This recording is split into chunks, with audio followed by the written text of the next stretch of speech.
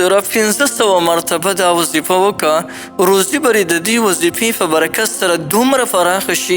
چې ته خو څه د ستا نسلونه بیا خو هم نشي ختمولی، تر د نسلونو پورې به ستاسو روزي ډېره زیاته پراخه وي. زما عزتمندو، نن درته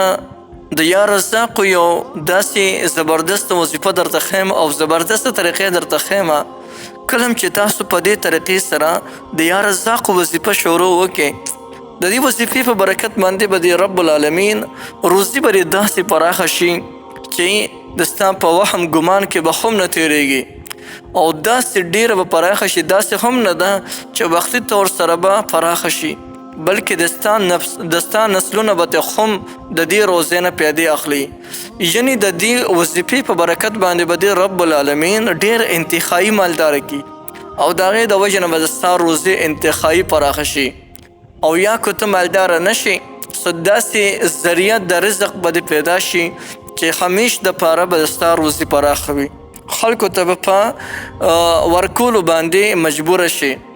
ډېره زیاته به روزي رب العالمین پراخه کړي. کله کله داسې وشي چې زمونږ کاروبار بند شي، آمدني کور ته نه راځي، دې وجې نه د کور افرادو ته په وافر مقدار کې روزي نه رسیږي، بیا انسان د ډېرو سختو پریشانو سره مخامخ شي، هلته ورته بیماری شي، بل طرف ته د رزق مسلې شي، نور ډېر مسائل ورته راپېښ شي. نن چې د یا رزاقو دا وظیفه درته ښیم 1500 کرته کول دي، خو طریقې درته ښیم چې په کومې طریقې سره به کوئ. نو که دا وظیفه راونیسئ، د انشاءالله چې روزي به د الله داسې پراخه کړي لکه د باران په شان به د ستاسو په کور کې روزي راورېږي، د هر طرف نه به خیر او برکات به راځي دغه کور ته، روزي به د رب العالمین د حد نه سیوا پراخه کړي. دین علاوه یو انسان په سخت مشکل اوقاتو کې ګیر شوی دی، سخت مشکل وختونه دي او د هغې مشکل وختونو نه د انسان خپل ځان خلاصون غواړي، نو که دا وظیفه شروع وکړي، الله جل شانه به د هغې سختو حالاتو نه محفوظ ساتي. د چا چې د کاروبار بندش وي او کاروبار د هغوی نه وي، نو که دا وظیفه د کاروبار د بندش د ختمولو دپاره ونیسي، نو رب العالمین به د دوی د کاروبار بندش ختم کړي او ښکلې مزیدار ځای کې به دوی ته کاروبار میلاو شي. یا کم کسان چې د دې خبرې ارزومند دي چې ماته د سرکاري نوکري میلاو شي یا د ماته سرکاري ملازمت میلاو شي، د هغې دپاره زه چې کله دا وظیفه راونیسم نو آیا اثر به کوي، او د سرکاري ملازمت دپاره هم دا وظیفه انتخایي اثر کوي، لیکن د هغې دپاره خپل اصول وي چې د سرکاري د نوکرۍ کولو دپاره نو هغه اصولو باندې چې ته لازما برابر یې او بیا په الله جل شانه باندې باروسه وکړه او دا وظیفه شروع وکړه، انشاءالله چې تا ته به سرکاري ځای کې هغه نوکري میلاو شي. لکه زموږ پاکستان کې چا چې لسم پاس کړي نو هغه ته میلاویږي سرکاري نوکري. دغه رنګ د هر یو ملک ځان له جدا قانون وي، نو که د سرکاري نوکري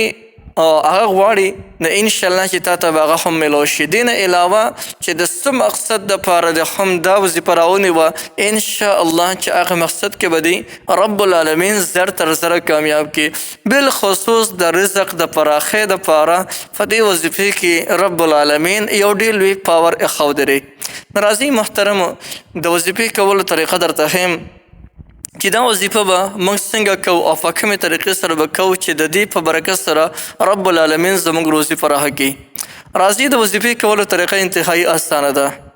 دې سره به د سحر لمونځ لازما په خپل وخت کې کوئ، که نارینه کوي نو هغه دې د سحر لمونځ د جمع سره کوي، او که زنانې کوي نو هغه دې په خپل وخت کې د سحر لمونځ کوي. د سحر به لږ شان د وخت راپاڅي او سنت به وکړي، د سنتو نه پس به یو ځان له ځای کې کښېني او په هغه ځای کې به 1500 کرته یا رزاق وظیفه وکړي. 9 کرته به درود شریف ووایي مخکې، بیا 1500 کرته به د یا رزاق وظیفه وکړي، بیا به 900 کرته درود شریف ووایي او د هغې نه پس به بیا چې کوم دی 9 کرته درود شریف ووایي او د هغې نه پس به رب العالمین ته لاس پورته کړي، خپل حاجت به د الله جل شانه نه وغواړي. که د نوکرۍ سوال دې وکړو نوکري ورته میلاو شي، که د کاروبار سوال دې وکړو الله جل شانه به تا ته په ښکلې مزیدار ځای کې کاروبار به درکړي او که روزي د ستا لنډه تنګه وي که د هغې دپاره د سوال وکړو رب العالمین به د روزي داسې پراخه کړي چې تر د عمر پورې به ستا روزي ډېره زیاته پراخه وي. لیکن دې وظیفې سره ضرور خبره دا ده چې 5 واړه وخته مونځ به تاسو مکمل چې دی د سره به کوئ پابندۍ سره. دویمه خبره چې کم انسان دا وظیفه کوي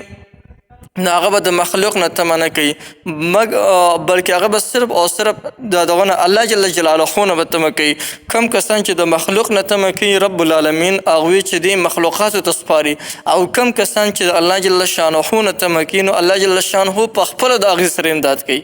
نو محترمو دا وظیفه به موږ تر د هغه وخته پورې کوو چې تر څو پورې زموږ حاجت پوره شوی نه وي، تر څو پورې زموږ روزي پراخه شوې نه وي، تر څو پورې زموږ غریبي ختمه شوې نه وي، مالداره شوي نه یو، او تر څو پورې موږ ته کاروبار او نیکري د نوکري چې دا راته میلاو شوې نه وي نو تر د هغې پورې به دا وظیفه کوو. نو دا هم ممکنه ده چې په یو هفته کې دننه د ستاسو ته ښکلي مزیدار ځای کې کاروبار او نوکري میلاو شي، یو هفته کې دننه د ستاسو روزي رب العالمین پراخه کړي. دا څه د عقل نه بعید خبره نه ده. نو محترمو دا به تر د هغه وخته پورې کوو تر څو پورې چې د ستاسو حاجتونه هغه نه پوره شوي.